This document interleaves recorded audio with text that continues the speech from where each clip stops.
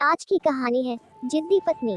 पति ने रात में नींद नहीं आने से पत्नी से कहा कि प्रिय, हमें नींद नहीं आती है, शायद हमें भूख का एहसास होता है।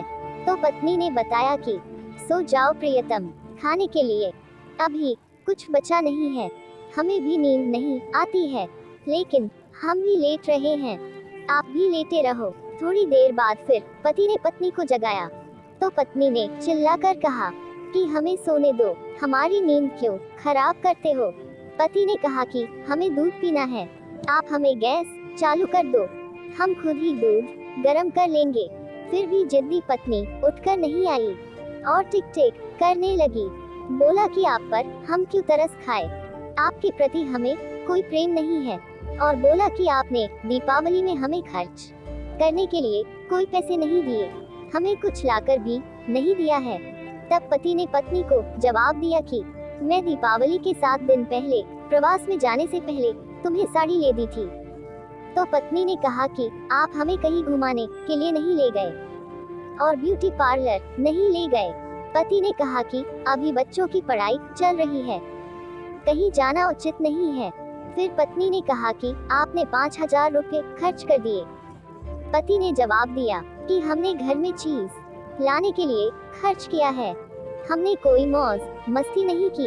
इससे भी पत्नी संतुष्ट नहीं हुई और जोर से चिल्लाने लगी। तो पति को गुस्सा आया, उसने अपनी पत्नी को 2 थप्पड़ लगा दी। पत्नी भी होश में आई और उसने अपने पति की और मारने के लिए हाथ उठाया।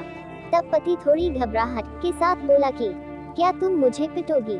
तब पत्नी ने कहा कि हाँ, मैं तुम्हें पिट सकती हूँ, लेकिन हमें समाज का डर लगता है। और बोली कि मैं तुम्हें कोर्ट में घसीट कर ले जाऊंगी, आपसे डिवोर्स ले लूंगी। इतने में सोए हुए बच्चे जग गए और अपनी मम्मी से पूछा कि क्या हुआ मम्मी। तब माँ ने बताया कि देख, तेरे बाप ने हमें पीटा और घर से निकाल देने की धमकी दी है। तो बच्चों ने पिताजी से पूछा कि क्या ये सच है।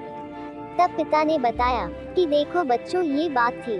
तब बच्चों ने अपनी माँ को कहा कि माँ, तेरी गलती है, तुम पिताजी को उलट पुलट बोलती रहती हो और रोकर बुरा भला बोल देती हो, ये ठीक नहीं है माँ। तब माँ शर्मा गई और सोने के लिए चली गई।